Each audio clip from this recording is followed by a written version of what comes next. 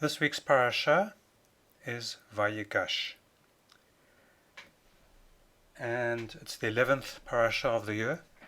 It happens in chapter 44 of Genesis, which is Bereshit in Hebrew, and the parasha starts on verse 18, and verse 18 has the first three words, and that's what we're going to focus on.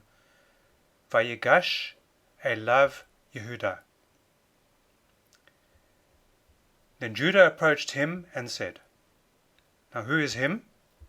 Him is Joseph, who by now is the second richest person in ancient Egypt after the Pharaoh, who acts as the Vizier in Pharaoh's name. And who is Judah? Judah is his brother, who doesn't yet know that he's speaking to Joseph, because Joseph now has an Egyptian name, and an Egyptian wife, an Egyptian family, is dressed in Pharaoh's finery. And it's difficult to notice someone when you see them in the street. You might see a famous actor or a famous person and not recognize them, because they're in a different role. They're wearing a different mask to the mask that you're used to seeing them wearing, in a spiritual sense. And so, Vayigash Elav Yehuda. Judah approaches Joseph, but he doesn't know it's Joseph. And how can this person who has no power, a foreigner from another country, approach the supreme power, or the almost supreme power in Egypt, and says, I would like to say something softly in your ear.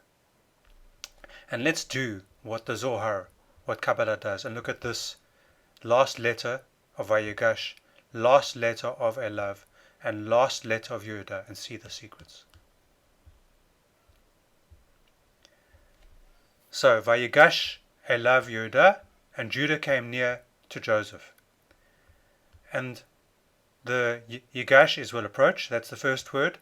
And this word, Shin Vav He, is par, and with two Vavs equal. And if we look at it the other way around, we can see that equal comes up as Shaveh, par, worth, equal, even, peer, equivalent. So, peer and equal, equivalent, the same worth. What's happening? What is this telling us? So I'd like to quote from my rabbi, my guru, my Kabbalah teacher, the late Rabbi Dr. Lionel Mervis. When we place ourselves in the presence of the Shekhinah, we need fear no power on earth. For in the presence of God, all human beings are on the same level. We're all peers. We're all equal. No matter what someone's status is, we are all peers. We are all equal. We are all worthy. We are all equivalent. Human rights give us equality. Human rights give us access.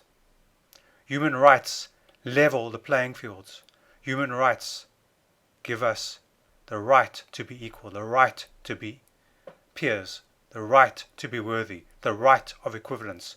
Par for the course, par on the golf course. When you're at par, you're equal.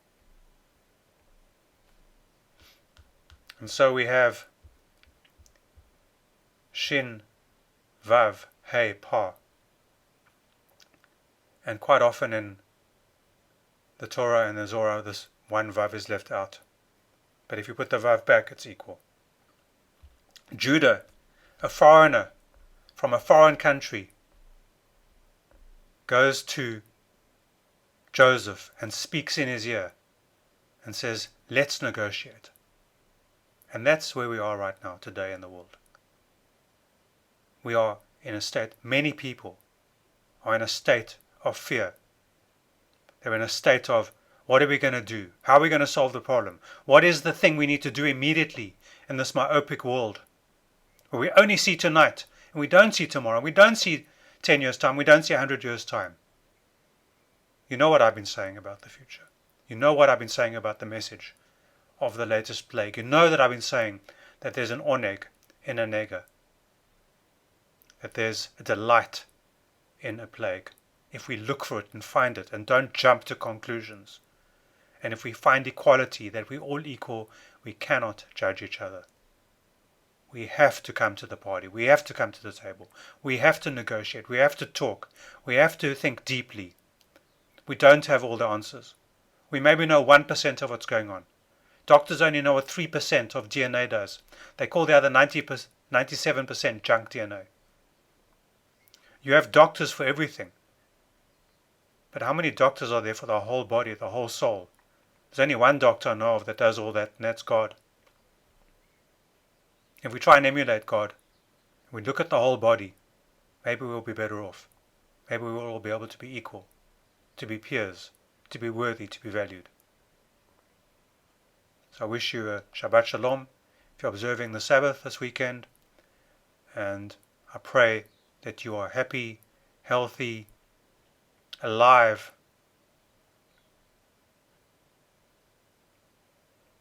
kind, generous,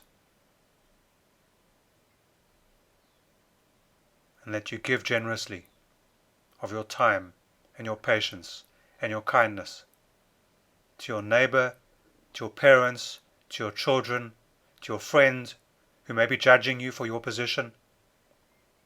And remember that we need fear no power on earth, for in the presence of God, all human beings are on the same level.